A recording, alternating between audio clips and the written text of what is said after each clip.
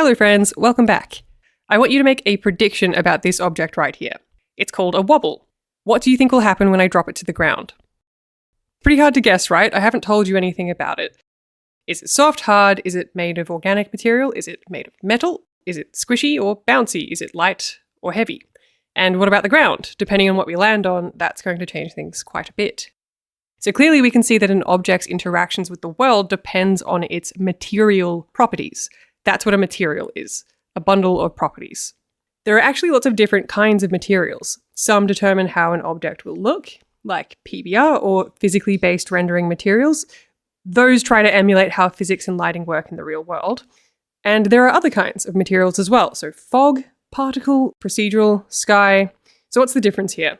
All of them determine visual properties of an object. They're just different properties. So a lot of them might not need all of the elements that are defined in a PBR standard material.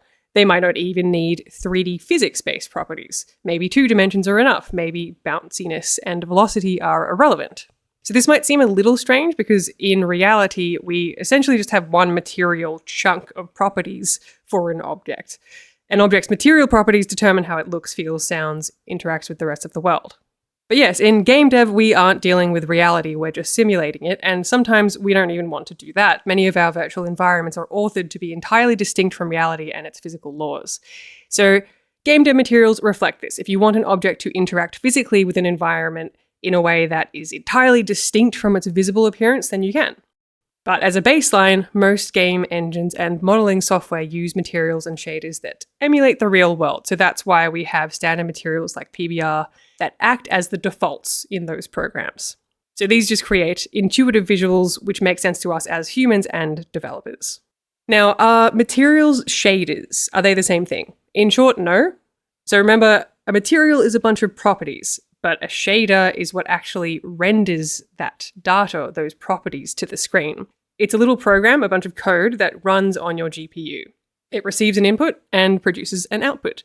So if I were to tell a shader, draw something, it won't know what to do. But if I give it certain parameters, a material with properties, it can then give me an output. As well, if I give different shaders the same input, so i.e. the same sort of material properties, I can get very different outputs there. So in game engines and 3D modeling programs, there are standard shaders, so such as PBR shaders that render objects to the scene. And those work really well in harmony with PBR materials to consider their different parameters and then render differences as you change them. But you can also implement an entirely different shader, and that's going to drastically change the end result.